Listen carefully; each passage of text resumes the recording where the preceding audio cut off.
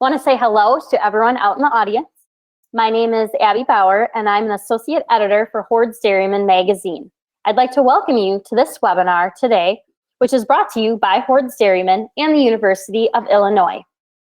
It takes a team to produce these webinars, and we surely appreciate the work our webinar producer, Jim Baltz at the University of Illinois, and our Hoards Dairyman online media manager, Patty Hirchin, do behind the scenes to help us put these events together. My co-host for the day is the well-known and respected Mike Hutchins from the University of Illinois.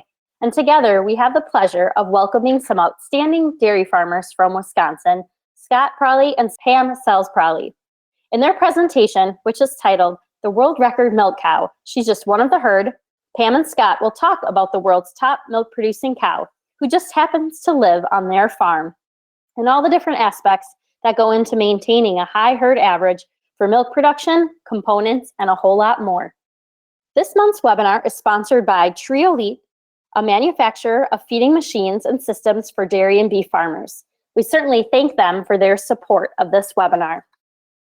Mike, if you would, please go ahead and further introduce our speakers and kickstart this month's webinar. Well, it's my distinct honor and pleasure to introduce our second dairy farm webinar here that we have in our series. And as identified, you can see their pictures right there, Pam and Scott Pralle. They grew up in central Wisconsin near the Hamburg area, thereabouts. Pam earned her degree from the University of Wisconsin-Madison. Scott, his degree is from the University of Wisconsin-River Falls. So I'm not going to have much longer introduction. They're very active with many local, state, and national organizations. And so we'll go to our next PowerPoint, and you're going to see a video coming up here. A little bit about our farming operation here at Selz-Pralle Dairy. We own and rent 800 crop acres. Alfalfa and corn are our main crops that we grow here on the farm. We also have 450 milk cows, another 450 young stock that we raise, all registered herd. Been in my wife's family for over 100 years. We were milking at 120 cows in the traditional tie stall barn, and in 1998 we decided we had young children and we wanted a lifestyle more like other people who don't farm. To do that, we needed to expand to 600 cows. Well, that was a little aggressive for us, so we decided we would expand to 400 cows. Be able to hire enough people so that we could have enough time for everybody to have some time off and have a little bit better lifestyle. Our parlor facility, built in 1998, we have a double 10 parallel Bomatic system. We capture milk weights on a daily basis for 3 times a day milking. It's timed, so every cow is milked at the same time limit, and you're done and you go back out to your hotel and get back to work and eating and exercising and relaxing. Also a rapid exit system where the cows are able to move out freely and quickly. Now we milk cows with teat scrubbers, and the first cow and the 400th cow are prepped exactly the same. By using the system, we just have no mastitis. I think we went for almost 2 months with no mastitis, no treating mastitis. So it's allowed us to be better cow managers for healthier cows. The SCR system that we put in back in 2012, it's been something that's really helped us in our farm operation. What it really does, it lets us listen to the cows sooner. Right. They can talk to us sooner by the changes in their rumination or activity. I'd rather jump on them early than later as far as taking care of them and figuring out if they are sick or what the problem may or may not be. If you listen to the system and don't overthink it, you can really do a lot of good things with it. We're going to introduce you to our new calf barn. We have just moved into a group feeding where we're going to gang feed the calves. We background them in our maternity barn for 2 weeks, and they will be moved into our new barn that is positive pressure ventilated. We're expecting to have better, healthier calves, which grow into healthier cows, which produce more milk and hopefully a healthy profit. We're looking at the solids that we ship out every day. That's really the trigger that's going to hit our bottom line. So our goal is 7 pounds of combined fat and protein a day per cow. So if our feeding program is such that we drop below 100 pounds, we still need to make sure those components are right up above 7 pounds combined fat and protein. The BMR has been a very positive effect on our cows, not only for production-wise, because we've seen the production bump from that, anywhere from the 3 to 5 pounds, but also just the health of the cows. We can tell by the difference in the rumination of the cows, and it really shows up with the BMR. More profit per acre. Yeah. That's really what That's really BMR did. It gave us what it more did. profit opportunity per acre. As long as we harvested it correctly and processed it, and probably the most important, how we pack it and store it. But if you do all those things right, then we've noticed we get more profit per acre and more profit per cow. Another thing that we had changed over the years is our sand. We started out with a type of a sand that would come out of a pit that was more of a clay type pit. So the sand would come in and it was wet, it would have clay in it. We would have mastitis a couple days after we put the sand in. It got to be very frustrating. We were so struggling. We brought all the experts in, trying to figure out why our cell count wasn't lower. A few loads of frac sand. A few loads of frac sand later, things started to change. It was clean, it was washed. The year we started that, about 4 years ago or so, our cell count dropped about 100,000, like now. We deep bed the sands and they are groomed on a daily basis. Usually we're putting sand in once a week. They have enough for those 7 days. High producing cows produce a lot of manure. Of course, we follow a 590 plan. We found that when we started putting the liquid manure and giving the nitrogen credits, we actually reduced our fertilizer bill by about 30% because we had to purchase less fertilizer when we started using more data to become better manure stewards. We run a 2-stage manure pit, basically, is what we do. Everything gravity flows from our barn and goes into our first pit, which is a smaller pit where all the sand settles out and the manure solids settle out. And then the overflow is the liquid, which goes into a larger pit. Besides cow comfort and good nutrition and making sure they have a nice hotel to stay in, I think genetics are really a driver here. We've always believed in cows with really good feet and udders that work and wear. We've been averaging over 100 pounds a day for 10 years here and creating a reputation of high producing cows and breeding cows that have a lot of longevity. They need to be athletes who can be competitive in the environment we give them. And we believe that strong front ends, that type of dairy strength so they can get to the feed bunk so they can consume high volumes of feed. Because at the end of the day, our goal is easy. We want that cow that she lays down, she has her calf, she gets up, she goes to the feed bunk, she transitions right away and hits peak milk, breathes right back, dries off, and we start the process all over again. We like easy. And that's kind of what we try to breed for, easy cows. 2017 for us was a good year with the accomplishment that our cow Aftershock 3918 came up with the world production record. Something that you really never dream about. She was kind of sneaky about it. Any day here we have cows milking 150 pounds of milk a day. So when we had cows milking 200, it wasn't anything unusual. One day Scott came to the house, he says, "You know, Pam, we've got a cow that's been milking over 200 pounds a day for almost 6 months. She's definitely an overachiever, a little bit of a genetic freak, I guess you would call her. She knows what she's here for and she just does it on a daily basis, and she's just a blue-collar cow that knows what she's here to do. I guess the big thing is being consistent, having the protocols in place, and then have the people that buy into the same program that we like. My feeder is just phenomenal, whether it's shaving the bunker, feeding the cows, how much gets put in front of the cows. It's done the same way every day on a daily basis, and that's really what you need to have. We listen to cows. We sincerely listen to cows, how they react. We monitor, we've invested in technology to monitor them closely so that we can take cow comfort to new levels, because we really focus on what the cows are telling us. And we do that by the rumination, their tracking, and by the milk production. When we meet dairy farmers, we want to know that, yeah, we're a farm that really focuses on high production and we really believe in real strong cows, but we have a lot of respect for the different ways that dairy people farm. No matter how a farmer does it, we want to let them know we respect them and we work with them, and we need to learn from each other. And that's the way the dairy industry is going to be surviving and sustainable. Hello, everyone. We are so excited to talk cows with you today. That's probably our favorite thing to do.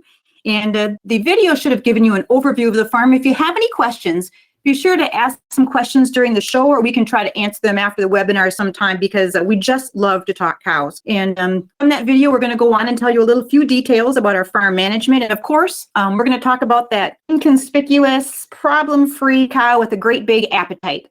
And we'll start off with Scott telling us a little bit about that world record cow and how she's just one of our herd. Well, good afternoon, everyone. And usually what everybody says is when they see this cow is, wow, what a cow. And yeah, she is a member of our herd, just one group of a wonderful, great group of cows that we work with every day, but not just great for our herd, but great for the face of the dairy industry as a whole. We are just her caretakers and are just glad that we are able to let her do what she likes to do every day. Her sire Aftershock put the whole strength behind the cow. She comes from a pedigree that we would, as registered breeders, not call a very sexy pedigree, but a pedigree that's with the 6 closest generations back is filled with a lot of production. 3918 is a cow that, as was said early, just one of the herd, and she really is, as she moves freely every day in a group of 85 to 90 cows, and she goes about it very efficiently. As she tries to carry a small footprint, as she did that during her world record lactation, as I went back and started thinking about the different little things that she would do. She would come in and she would go to the feed bunk, she would eat. She had 2 or 3 stalls that she picked out in her pen that she laid in every day, and the water that she went to every day. And she always tried to stay close to everything that she needed to do. And I figure that she stayed in the proximity of the feed bunk between 35 and 50 feet. So she could put all her energy into doing what she does best, and that's making milk. Now, not that she's not a cow, doesn't have a mind of her own. Even when she would go to the parlor, she had some little quirks about her that when she was waiting in the holding area, she never went in early. She always waited till third turn in the parlor. God forbid that she'd want to be first. But as the boss cow, you think she would want to go early. But then she would always go in on the same side of the parlor every milking. And as our milkers had told us, they knew more about her than we did. She always went in the same stall as well. And those things we paid more attention to later on when we were able to go into our computer system with Bomatic and actually look that up, and they were right. She was very detailed about what she did. Now, moving on to our second slide, there you'll see her lactations that she has produced throughout her lifetime so far. She's been a cow that has been like fine wine as she has gotten better throughout all the years, only having the one hiccup as between her 3 and her 4-year-old record where she was bred more than once or twice. Otherwise, other lactations, she had only been bred one or 2 times. Now, this is a cow that on her 78,000 pound world record lactation, she did carry a very flat lactation curve. People always ask us, well, how high did she peak? Well, unfortunately, we really aren't sure. But I did happen one day, since we have 7-day labor efficient records, I was on the computer and I happened to be scrolling through some cows, and I noticed that one day she was at 280 pounds. Now, was that her highest day? I guess that we'll never know, because we can't go back into the archives to find any of that. It goes away after 30 days. During that lactation, her first test, she started out at 192 pounds, 7-day average. And the remaining 10 tests that she had in that lactation, she was between 200, 235 pounds. So, no, we don't exactly know how high she really was.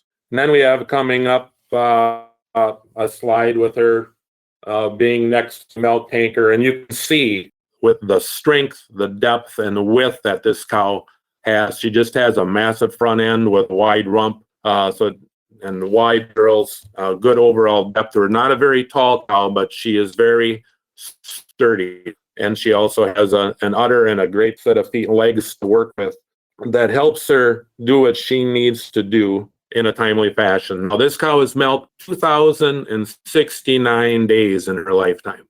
And over that lifetime, for me, it's just, you don't really know what to say, but she's averaged 153 pounds a day. Now, she's always flown under the radar. She's a cow that, of those 2,069 days, she's only been in the sick pen for 10 days with one case of mastitis. And fortunately enough for her, at the same time, she had a sole abscess, so she got it all taken care of within a 2-week period of time, and she just kind of kept moving. She never really skipped a beat at all. Now, one of the things that I find is amazing about her is that she's a cow that puts together some solids. And what's kind of impressive is that in the end of her world record lactation, her last 4 tests, she was over 5% on butterfat, and she was over 3.3 on protein. And her combined fat and protein of her last months was 18 to 19.6 pounds of combined fat and protein a day. So that's just amazing that she's milking 230 pounds and she has a 5% butterfat. And that's kind of what we get excited about. Those are the modern kind of cows, especially here in Wisconsin, where we make a lot of cheese. And the other thing that's kind of interesting is that she never really lived with a high cell count. So that must mean she was a healthy cow through all of her life. And she averaged about a 75-day dry period. Let me tell you, Scott struggled a little bit trying to get her dried off, milking 200 pounds a day. But sometimes tough love gets the job done, huh, Scott? Unfortunately, yes. And then when she decides to calve 10 days early, that doesn't help anything to come back with her 5th lactation and then still do what she did the second time and come back with a 73,000 pound record to back that up. And actually, during that record, then I thought it was going to be nice to her. Started her off in a pen where we have 30 cows, where we have 50-inch wide stalls and a 9-foot bed for the cows. And I thought, well, she should kick off pretty well. Well, unfortunately, that didn't happen. And after a month, I was a little disgruntled that she really hadn't gotten 75, gotten going over 200 pounds yet, which really wasn't normal for her. But I thought, well, maybe it had something to do with, she ended up having a short dry period. But I decided, being the mean guy that I am, I threw her back out into her lovely home that she had when she made the record. Well, you need more competition because you just want to be one of the crowd. And so we kept watching her. And the first day out there, she went up 25 pounds. The second day, she went up another 25 pounds. And we're like, this cow is just unbelievable. That she just thrives for competition. She thrives to be at the bunk with a larger group of cows and just really goes about her job as a blue collar worker. But that doesn't happen without, good caretakers and really a good group of people that we work with to keep our ration and having good feedstuffs. And now I'll let Pam go over our ration a little bit here and tell you about what we do with that. We balance our ration for 105 pounds a day of 4% milk. So if a cow is going to milk over that, and we have pens that are averaging 130 and 140 pounds a day, they just have to make up that dry matter intake by volume. We figure our ration is balanced for 60 pounds of dry matter intake. We've done a little back calculation to find out how much did 3918 really eat, and we kind of estimate, because we don't know, because it's a one group TMR, we kind of estimate that she was eating up to 118 pounds of dry matter a day. So no wonder she didn't walk around very much. You can take a look at our cow ration. We keep it pretty simple. We are big believers in BMR, corn silage.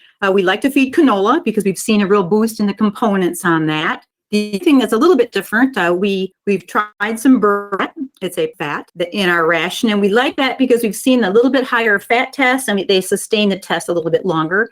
And then we have some other additives that are similar. Depending on what the ration calls for, we may add some soy hulls or cottonseed to slow the passage down a little bit. Typically, the ration is about 65% BMR corn silage and 35% haylage for a forage ratio. And that's where we watch any changes. And Scott watches the rumination closely if we can monitor our feeders feeding right or how they're chewing when we do the shaker boxes. Taking a look at the breakdown, you can see that we feed a 16% crude protein ration. And that's really because we balance on lysine and methionine. And we look at the energy in our cows and try to get all the basics done right. On the fresh cows, we do put them in an individual group for, oh, Scott, how long do you keep them in there? 10 days, 14 days? Usually up to 21 days into a starter group. And we watch them closely, of course. And what we like to do with them, we have a product we make called baleage, and it caramelizes in a sealed bale, and it's really tasty. If the fresh cows don't come up to eat for that, we know darn well they're going to be kicking off slow. And we try to get a little bit of a mat in their stomach before they start getting the TMR, just to give them a nice cushion for the day. And then it's always about doing the basics that every farm does. We drive those intakes. We put some cameras up, and we saw that we need to keep pushing in feed. So we push in feed to the cows about every 2 hours. We try to make sure that they're minimized from stress. So that means in Wisconsin, we have sprinklers. We started dreaming about having some different types of ventilation in our barn. And after we put a price tag to that, we decided, I think, Scott, how many more fans did you put in the barn? 32. We added 32 fans to drive some more air. That $80,000 investment was a little bit short of the $300,000 investment to modify our naturally ventilated barn, but we really move a lot of air. And of course, we pay attention to the sand and keep those sand stalls bedded. For the dry cows, we kind of keep it simple. We feed what many call a Goldilocks diet. It has some straw, some corn silage, and a little bit of canola or just some goodies. It brings the cows on maybe a little bit slower, but Scott's going to tell you that it really avoids any metabolic issues by bringing the cows into peak milk just a little bit slower. We like good cows, we like good feed, but we all know that it takes some good breeding behind it. And over the past 22 years now since we moved into our parlor facility, we made some modifications in our breeding philosophy, not drastic changes, but we have to have cows fit the environment that they're living in and be able to be mobile and be agile. They have to be more like athletes than anything else. And of course, we like them with strong front ends. So they can compete. It's like if you want to drive a fast car, the Mazda, and if you put a 4-cylinder engine in it, you're not going to get the high performance out of it if you put your engine in where you can get things done and faster. And of course, on the bottom bullet point there, we like udders that work and wear. Now, in the breeding philosophy itself, we try to breed for balance. We like cows that have udders that are high above the hock, that it keeps the manure away from them. And I always try to stay pretty much down the middle lane. I don't try to go too far one way on the genomic side or too high on the type side. We do like pretty cows, but we've had some great bulls in the past that have impacted our farm, such as Mark Alexander. And in the nearest years now, really some of the ones are like the bull Byway, Dolan, and Monterey, and the one coming through at the farm right now are Ferdinand and King Boy. These have been very, very high performance 2-year-olds. And typically in our breeding program, I like to see our 2-year-olds coming out averaging in that 95 to 100 pound range, making at 30,000 pounds as 2-year-olds. Second lactation cows, we really want them to be in that 125 range, and our mature cows to be at 135 more. This is really when they start for themselves and to start making money for us. And as we would move into our next slide, then it shows you some of the results that we've had in our herd in the last number of years. The bullet points there that you can read over. We do have a large number of cows that are over 150, 200,000, and obviously we actually have a couple over 300,000 we don't have on there, one of them being 3918. So we focused over the years on trying to sell 20% of our dairy herd for dairy purposes to their farmers. This has come about because of land restrictions for us, and also not being really willing to add on because of that land restriction. So we leverage ourselves by trying to sell 8% of the herd for dairy a year. And we are very lucky. We have been very successful at it. We have a number of repeat sales. And we always like to ask whether it's good or bad to hear the opinion of our people, but why do you come back? And they say, well, we need your cows because they can survive in our environment because they're strong front-end cows with good udders. And that does show up throughout the rest of our herd as far as the cull rate goes, because our cull rate is fairly low, being at between 16 and 18% per year. And we also do sell a fair number of bulls, not so much into AI, but as breeder bulls to other dairies that we've been selling to for over 50 years in some cases. And that has been a successful sideline business for us also. We're also doing a little bit at our voluntary waiting period. People might want to know that, Scott. What's our voluntary waiting period? Typically we've been running a 70-day voluntary waiting period. I do stray from that somewhat, depending upon if you have a cow like 3918 milking 140, 150 pounds a day, and you're getting towards 70 days.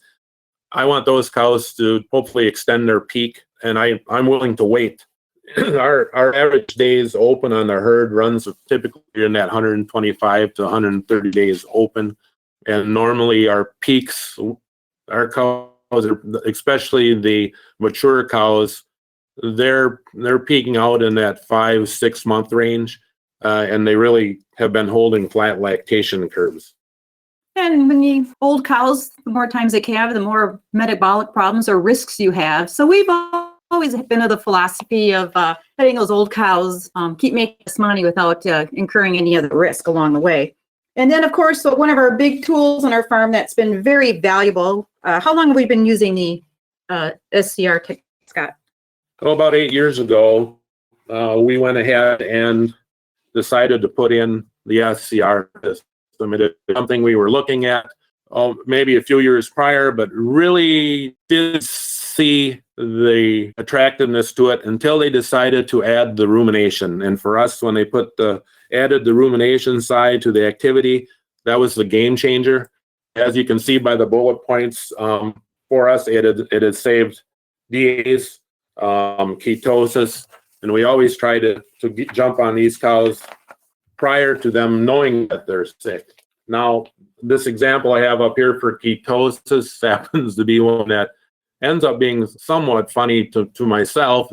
This cow crashed one day and went down to nothing, and you see the little suitcases there.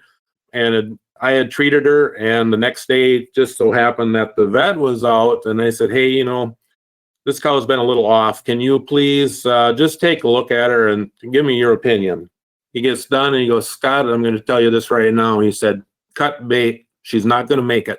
I said, well, she's too good of a cow for me not to try. I said, I'm going to try because that's what I do. And as you can see, by the next day, she was back up over 400 minutes in rumination. Weeks later, she's milking 130 pounds a day, and she ends up making a 35,000 pound record. Now, let me be honest, it always doesn't work out that way. But in this case, I got the blue ribbon that day, I guess. But I don't always win those battles. And then moving on to our next slide, this is really one of them that we really like to look at is after 3918 had made her world record. I just said maybe her name shouldn't be 3918. Maybe it should be Miss Consistency. Because when you look at this rumination where with all the purple and the number of minutes that she ruminated, how level that rumination really is throughout lactation is she ruminated, averaged over 600 minutes a day. That means it was over 10 hours a day that she was ruminating. And at that point in time, our herd was averaging in that 480 to 510 minutes of rumination, or 8 to 8.5 hours of rumination per day. So it shows you really what this cow could do and what she was doing all on her own. Even when you look at it at the end of her lactation, she has so much more butterfat those last 4 months, but her rumination really didn't change. It wasn't like she was chewing her cud anymore. And it kind of fits that her milk curve was so flat her entire lactation. Her 280 pound day wasn't that much different than her 210 pound day. So, and it just shows that the lack of stress that, Oh. that she could go about what she was doing every day easily without anybody inhibiting what was going on. Stress. That last month, we decided she's doing something special. We better get a picture of her. So Scott took her out of her pen and he washed her up and put her in a pen by herself to keep her clean just for a few hours. She dropped 25 pounds of milk. And that was at the last month of her lactation. She didn't come back. She dropped down to 200 pounds. So if we left her alone and didn't put diva stress in her life, she'd have probably made some more milk. And that's really what it's all about here at the end of the day at our farm. And they asked us to do this webinar about high milking cows. And I wish I could tell you we had some answers, but we don't. There's really no secrets to high milk production. We read the same magazines that you do. Hopefully towards Dairyman, right? But here's the things that we've learned. A perfect ration doesn't guarantee high production because everybody has a perfect ration out of a perfect computer. But at the end of the day, it's what the cow tells you and what she eats and what she does and the environment she's in. And we've also learned that perfectlies don't make sure you have high performance either, because our barns are 20 years old, doesn't have the modern ventilation technology. The stalls are maybe a little bit too small, but what we do know is that you have to minimize stress. And healthy cows are cows that are just plain free of stress. It's really not about the ventilation and the sand. It's fly control. It's the stocking density. Scott really watches the stocking density. It's about the noise. And it's all about those little things that are consistent every day that just minimize stress in the rumen. We want to minimize stress in the environment. And of course, we like to minimize their health stress. And we've been able to do that with the rumination technology. Don't you think, Scott? That's how many days advance? That gives you a couple days advance on. Well, really what we're looking for with the SCR system on rumination is when I get a cow that gets down into that 150 minutes per day range, it's time to take action. When she shows up on the system, it's time to beat her to the punch before she really makes you work hard. You try to do what you can to minimize the extra labor to take care of those cows. And typically, we might have only 3 to 5 cows that any one day we typically have to look at close, even though we do go through in our protocols and fresh cows are tempted and checked every day for the first 7 days of their lactation. But we're real farmers, and return on investment deal for us. So we don't jump on any new feed additive or new technology unless there's a return on investment that we can realize. And so we always keep that in mind. I think the SCR, we projected it was going to take about 3 years, and we actually came in about 18 months, we figure, was our return on investment on the rumination technology. We tried teat scrubbers in the parlor, and we figured we got a return on investment within a year that we paid that off by improved udder health. We're going to talk a little bit about some calf ventilation and, of course, the genetic. We're doing some different things instead of getting too aggressive on high-cost sex semen. We're starting to protect ourselves more a little bit with those good cow families that we know that we have to have good genetics. So we're relying on using some embryos from our good cow families and backing up the reliability of the next calf we're going to get. We know that the return on ventilation is a little bit quicker than on genetics. So we'll always do things to improve cow health. Because really 65%, it used to be, I think 75%, but they're now saying 65% of your environment is going to have more impact than the genetics. That's going to be about 35%. So that's kind of what we do. We're persnickety. We like to believe in preventing because we don't like to treat cows around here. And we try to be consistent. And we are really blessed that we have a staff that every day is just as committed as we are into making sure that we do a good job and they follow the protocols every day. And I think, too, going back to what Pam was saying about genetics, we really hadn't talked about 3918 and what the path is that we're taking with her right now. We have basically put her into retirement, but we are very lucky that having done some flushing with her, that she is what they would call a chicken. And she's been averaging 18 embryos for us every time so far that we've flushed her. We do have a couple calves on the ground right now for her. We actually have 20 pregnancies coming this year. We still have a bunch of embryos in the tank, and we're going to keep focusing on her. She did have a couple daughters earlier on that had a similar makeup, but unfortunately were lost to undue circumstances. But we're going to keep trying to mimic what she has done, and hopefully we get 3/4 of the way to 78,000 with her offspring. And we're believers in genetics, but we're also believers in doing really well at what we can control. And we know we can control the feed side by sticking with the 3918, and Scott's got 3 other cow families that we're really focusing on, giving us a little bit more solid footing on the female side that we have faith in, and then using some other sires with some higher reliability to help us get the job. We did show you a little bit in the video about our calf barn, and we're going to talk about that just because we've had so many people come to the farm looking at it, and we decided that there's a few things that we were leaving milk on the table. One of them was our stalls. So we've started, as you breed for strong front ends, you kind of breed for bigger cows. I know that kind of works against some of the efficiencies a little bit. My son's a PhD in nutrition at the UW-Madison, and he tries to advise us otherwise, but we're still the parent, and so we get to do what we want to do. So we did make some changes in our stalls and make them bigger and longer. And we also took a look at our calf health. We just knew that we had done some of the accelerated feeding programs, and that the calves are hitting puberty sooner, but we didn't have an environment where we had enough air. We were getting some high temperatures. So we did a little fantasy touring, didn't we, Scott? We went to a lot of auto feeder barns, and we're all excited until we got the price tag. Oh, we definitely had sticker shock when we ran into the auto feeder barns for the number of calves that we put through versus what we were doing. I think we're both very glad that we made our own hybrid barn, and it's something that not only Pam and I enjoy working in, but our people bought into this to the system as well, and it's working out great, and it has really changed the focus of what was happening with our calves a couple years ago. Yes, we looked at that auto feeder barns are pushing $5,000 per calf, and we made up this hybrid barn to meet some goals that we had.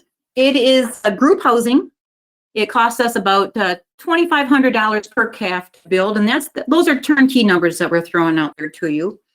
And the calves are put into groups. We do mob feeding, and we opted, what we really wanted to change is in our old barn, we were pushing a lot of air, but the most important air that was 8 inches in front of their nose, we just weren't moving that air enough, and we were getting a few high fevers that were popping up. So we looked at all kinds of different ventilation systems. What we do is we have a positive pressure barn, and we opted to have the fans above pushing air down onto the calves versus the tubes after going to a lot of farms. You'll notice that the sides on there are not mechanical sides because we wanted total control of the air. We wanted to be able to control all the air in the entire barn. And so when we flogged the barn in the summertime, was that every 6 minutes we get a complete exchange of air. Now in Wisconsin, that's a little bit difficult to do in the wintertime. And that's where the oscillating fans above come, and they keep moving some gentle air right at the nose level. So after a year, we were on the same bottle of medicine that we started the barn with. We just don't treat calves anymore. We just don't tempt calves. We got a stink eye from a lot of veterinarians and a lot of people concerned. But we have a few things that if you just kind of keep things clean and minimize stress to calves, follow all the protocols, you can raise some pretty darn healthy calves. One of the things that we did is we changed the pens are on the bottom, they're sand. To save money, we didn't go through any concrete or a lot of drainage systems. So on the bottom, we have those big rocks that have some space in between them. Then we advise to have a landscape barrier and then the limestone on the top for the drainage. And then we let the pens sit for a week before another calf comes in to dry out the top.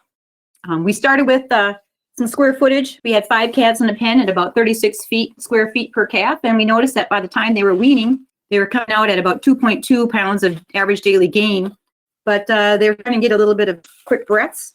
And so we opted to go back down to 4 calves. And now we're finding the calves when they're weaning at 8 weeks, they're still in that 2.2 pounds, but they're gaining about 2.6 to 2.7 pounds from the 2nd month to the 3rd month. So we're finding the dynamics of having calves in group housing is working really, really well. Right now where we're sitting at for results, we have less than 0.5% treatment rate, and we're at less than 0.5% death loss. In fact, in the past year, we haven't lost a calf from scours or pneumonia.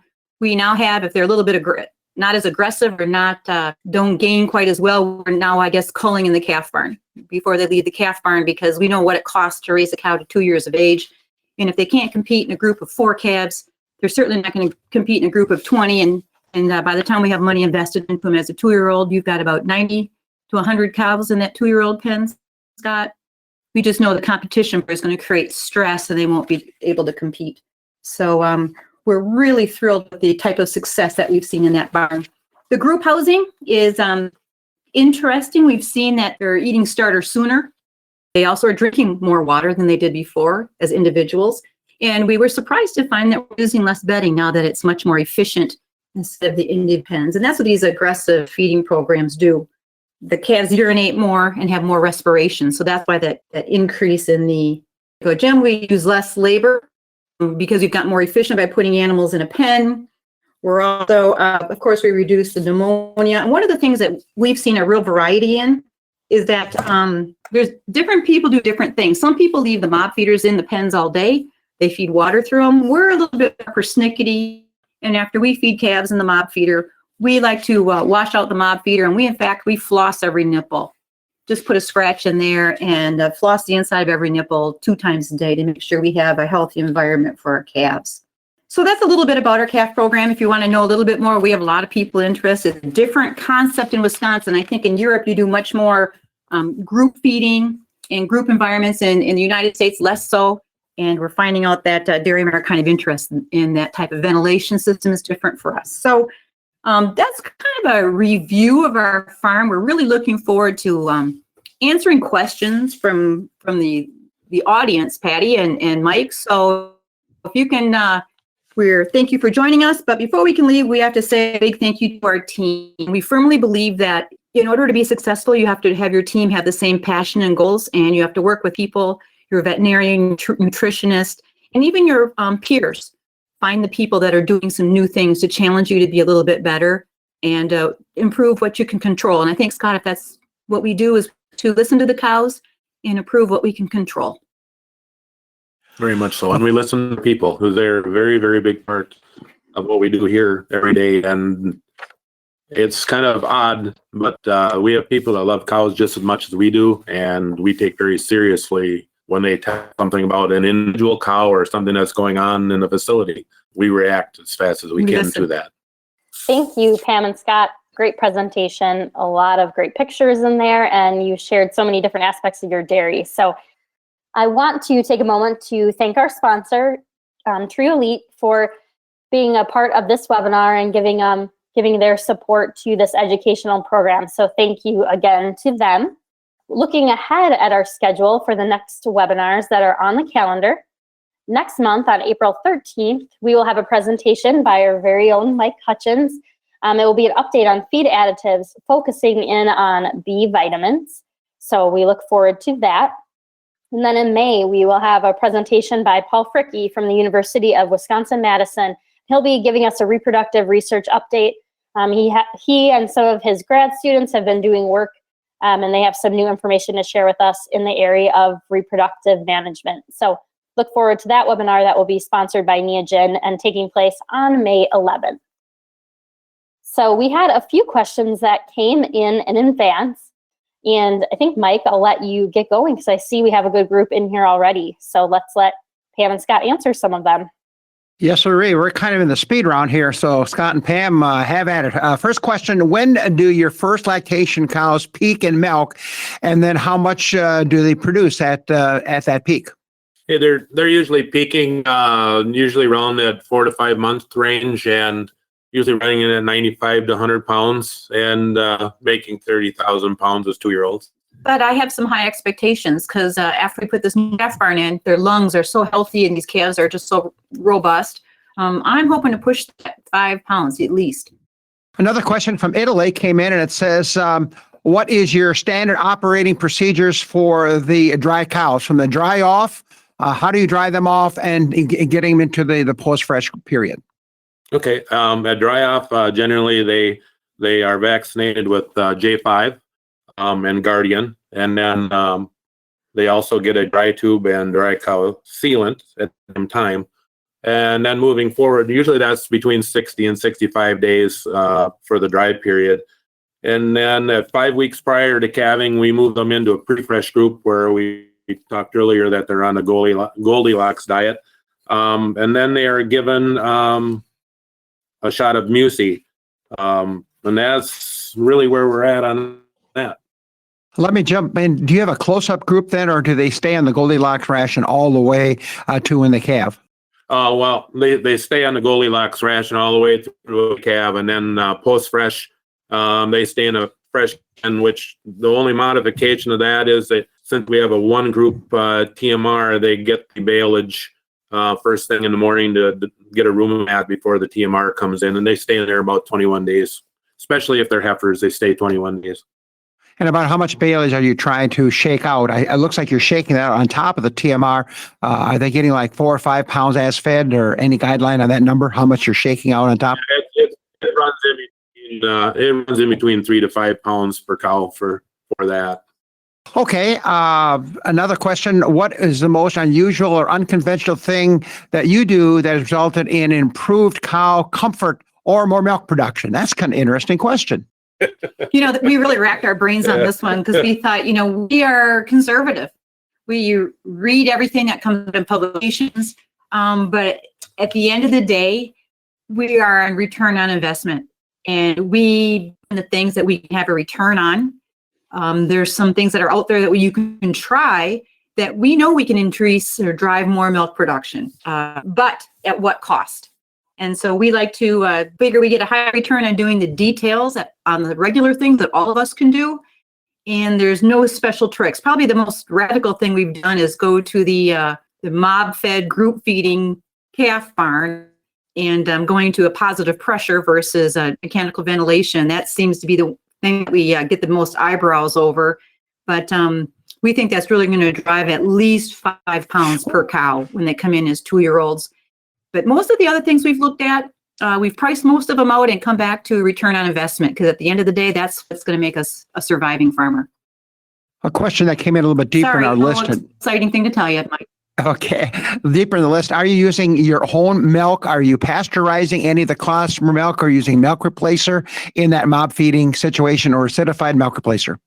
Well, most days we don't have any cows treated for mastitis, so we don't have any non-saleable milk. And our milking barn is a half-mile down the road. So we've always had a lot of success with milk replacer. We feed a 2720.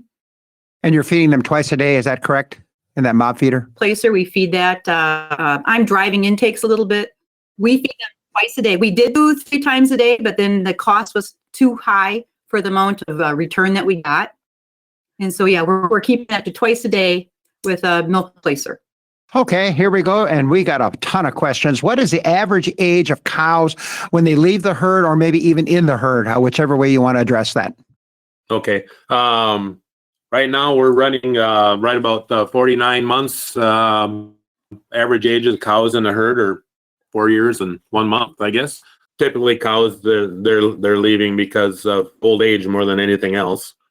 Sometimes along the line it will be because of breeding or mastitis issues, but usually those are the older cows, probably in their 5th, 6th lactation versus 3rd lactation. We're getting a little bit more critical now. If they're an older cow, they start dropping in milk production, we're a little bit more critical, because we know we have so many 2-year-olds coming in that are pushing how high they can produce. So, and then we sell cows. The cows we sell usually are our 1st and 2nd lactation that we sell to other dairymen. I guess that answers the question. Yeah, question was, are you selling heifers or cows? You are selling cows that you have at least, sounds like you completed at least 1 lactation in your herd. Is that correct? Well, they'll be in their 1st lactation. They're just fresh 2nd calf. Any hoof protocols that you have for hoof health, foot trimming, walking through baths? Any comments on that? No, we run a foot bath 5 days a week. And then we have a hoof trimmer. He comes every 2 weeks. So we try to get each cow trimmed at least 3 times a year. And we typically don't have any issues with like hairy hoof warts or anything like that. We trim it 150 days at dry off, and then we make sure we add some things to the ration to give them a stronger hoof. Another thing is we keep the manure clean. We clean the aisles a lot. Just try to keep the moisture away. And when you say a lot, what is a lot? How often are you scraping in a 24-hour? Well, the pens they're being cleaned 3 times a day, and then the return alleys they get in the parlor area, they clean that probably two times for each pen when they first arrive, and then as they're leaving, that is cleaned up. Okay, two questions here. I put them together, and that is, I think you've answered this. Sex semen. Are you using much sex semen in the herd, and any genomic testing? Sex semen wise, if I use 50 units a year, that's probably fairly high. We're very fortunate. We have a high heifer calf rate here. We probably run 56 to 58%. A good problem to have. I guess we also have 2 years of heifers on hand. We need to probably deplete some of that. We do some testing. We don't typically focus that much on the genomic side as far as getting that high number. Like I commented earlier, we like balance. I do more testing just to kind of see where we're at and where we sit with the rest of the breed, I guess, as far as that goes. You know, we always laugh a little because if we would have culled animals based on genomic testing, pretty good chance we wouldn't have a world record cow right now. So sometimes you just have to have faith in growing your animals strong and to stick with your cow families that meet your goals. And we are a little bit conservative. Instead of spending a lot of money on genomics, we look maybe more at parent average and cow families. But we're moving a little bit more to putting our bank on embryos, some of our high performance cow families, and strengthening that side a little bit. I think, Pam, these are questions for you. Pounds of milk per calf per day, does that vary on the age or the pen? I think you said you're feeding them twice a day. And then when and how do you wean these calves at 8 weeks? Okay, we start the calves off. We're giving them 2.5 liters of 12.5% solids milk twice a day.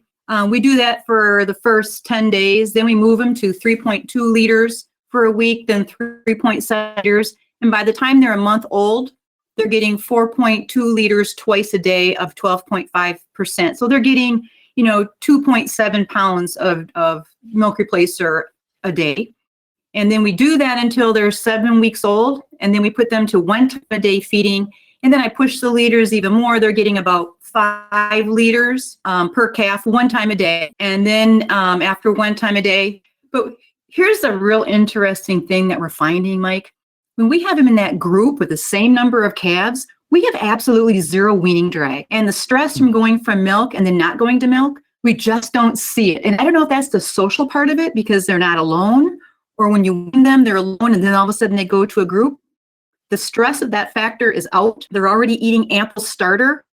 In fact, I limit feed the starter. By the time they're 3.5 months old, we limit feed the starter to 10 pounds per day per calf, just because we wanted to drive more hay and get that scratch. But, I'm not ready to sacrifice a calf yet for a nutritionist, Mike, but I just think I'd love to see those calf rumens at 2 and 3 months of age on our place because gaining 2.6 to 2.7 pounds a day, they have to be just ready to go. And that's something in our old calf barn, the individual hutches, and then moving to the group pens where we struggled heavily with as far as drag. We had a tough go there for a while, and this has really fixed it. Are you doing any measurements on heifer growth in terms of height or weight? Any guidelines on that? Do you measure them? Oh, of course. And that's where having a good team, our calf team that we work with, our calf nutritionists, we do several trials every time we change anything. So they came in, I've got trials that went back. We've got our old barn, we've got the new barn, and I don't weigh them every month in every calf. Well, I say that now, but I just got a scale. So we could do it. But typically, because we're in Wisconsin, I try to make sure I get a sample 4 times a year and for each season. Because we have cold temperatures here, I want to make sure I'm not losing anything. So we do that. I also do hip height. And that's why we went from 3 time a day feeding to 2 time a day feeding at our farm. Because I was finding that when we were feeding 3 times a day, I had huge weaning drag. And it was costing me more to get the same hip height at 4 and 5 months of age is what I was getting at 2 time a day feeding. Now, everybody's different, and it depends if you're feeding a milk replacer or milk. But when I get my calves too chubby, to me, that's dollar bills on their back. And so what I'm really looking for is to get maximum hip height, more than maximum weight. And maybe that's what we should be measuring, is the hip height versus the bragging right now, or rate of gain a day. But like I said, we like to make money here, and if I get them too chubby, that means I've got dollar bills on their back that I could probably use for something else, Mike. Okay, perhaps, Scott, how big are your mature cows? And you want to do it by weight or by wither height? Or how big are your cows when they're mature? I believe we're averaging in that 17 to 1,800 pound range for mature cows. We have large cows. It seems whenever we've tried to use some different bulls to downsize the size of the cows, that hasn't really typically worked very well. And we like tall cows, because taller cows, the udders are off the ground, and high-producing cow manure splatters. And so healthy udders mean high milk production. So the tall cows gets the udders away from bacteria. Do you have any actual dry matter intakes for the herd there? And are you having any feed refusals, go to an empty bunk? How do you manage any waybacks, if any are there? Typically, my feeder, he watches that every day and he puts it down. Typically, we run in that 1% to 3% range as far as refusals. Can stay at 3%. We're typically happy with that. Unfortunately, there's points in time that we're 1% or less, and then we know we have to make adjustments so we get back closer to that 3%. But he is very good where instead of bothering me with that, he calls a nutritionist at 5 o'clock in the morning instead of me. And he's on top of it. That's like bought into the system, and he loves what he does. We're at and 60 likes to pounds. take care of the cows. Yeah, But we're at 60 pounds of dry matter intake. T60 typically is where we run for intakes. Okay, that makes for a very nice feed efficiency as well. Pam, what about this flossing of the feeding nipples? Are you using the little brushes, or how are you flossing the nipples? They're just the standard nipple that you can buy when you clean out hoses in the milk house. And you can't really floss and get the brush all the way through, but Dr. Sockett here at the University of Wisconsin Vet School, he's always talked about how you have to scratch to get rid of the milk stones. So what we do is we wash them all in an acid. We rinse them in cold water, and we wash them, and then we have a milkstone acid rinse. And then we just take that brush and we squeeze the nipple, and we put the brush in 2 times, and we can squeeze all sides of the nipple so we get enough scratch so that acid can take away any milkstone buildup. And that is one thing we do test once a month. We test for bacteria. We have 0 bacteria on our milk. We have 0 bacteria. We are more sanitary than they are at a hospital. And so it's because we just take that brush and you just scrub inside of the nipple enough. And actually what we've noticed, we've started doing that on our bottles that we feed the newborn calves. You kind of get lazy just rinsing them off. And we also have found that we've started to do that on regular nipple bottles. And that just gets your bacteria load down to hardly detectable. Okay, another calf question. If a calf gets sick, maybe they never get sick, do you take them out of the pen to avoid any cross contamination with the corona concern we are now talking about in the United States? Thoughts about that? You know, I always say we used to do a lot of things differently than we do now. And robust, healthy calves just don't get sick. It's kind of funny when you say that, but if we've really found that if we can get enough nutrients into them, that makes them hardier. And we start that by giving, with 15 minutes of birth, they've got a gallon of first milking colostrum in them. And then at the next feeding, they also get first milking colostrum. And then we do feed a probiotic right away to really get the microbiome going. And we find that if we can get them through that, the only transition we run into a little bit is that, you know, every calf, I think, if somebody says they never have scours, they're probably a liar. Because that calf at that day 8 to 10, when they're making changes, their biome, and you're feeding milk, you're going to see a day or 2. I don't call that diarrhea. I call it looser stools.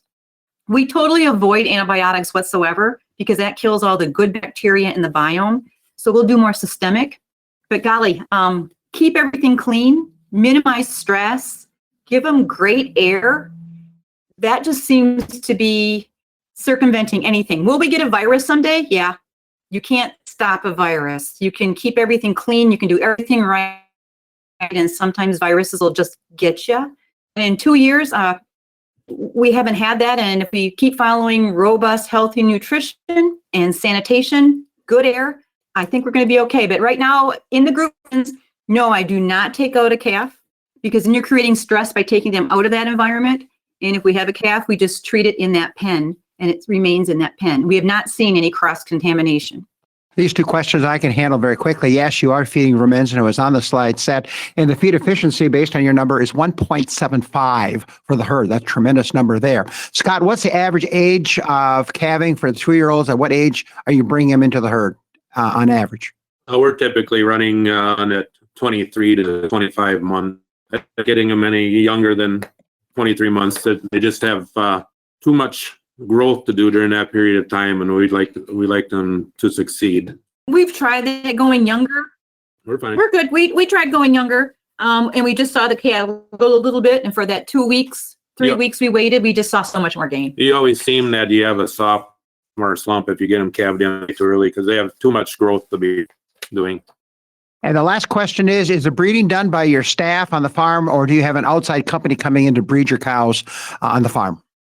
My herdsman and I typically do about 90-95% of the breeding, and then as one day a week, I do have semen gentlemen come in, and AI tech come in and do the breeding on that day because it's usually a very large animal, so we typically have him come and help.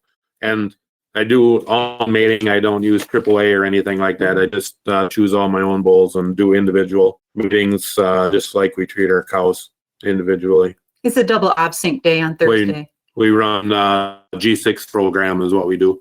Very good. Well, Abby, I think we've gone way past our time, but great questions here. I'll turn it back to Abby to wrap up our webinar. Thank you, Mike. Well, thank you to Scott and Pam from Selz-Pralle Dairy. You did a fantastic job with your presentation and then answering all the great questions that came in. So this is a very active webinar, and we appreciate you guys taking time out of your busy schedule to put together this presentation and then joining us today.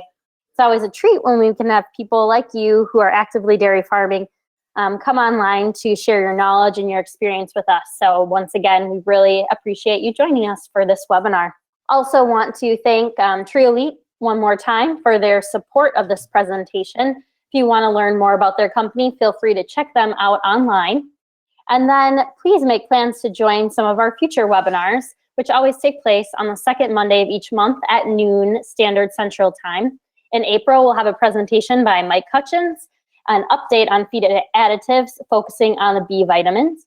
And then in May, we'll have Paul Fricke from the University of Wisconsin-Madison talking to us about a reproductive research update. So please mark your calendar for those upcoming webinars. And then last but not least, I want to thank all of you in the audience for joining us today. We always appreciate having such a great live audience, and then all the people that listen to the presentations later in the archives. It's our goal to provide information to all of you that is useful and that benefits you on either your farms or the dairies that you work with. So thank you for joining us once again. Until next time, I'd like to say thank you and farewell from all of us here at Hoards Dairyman and the University of Illinois.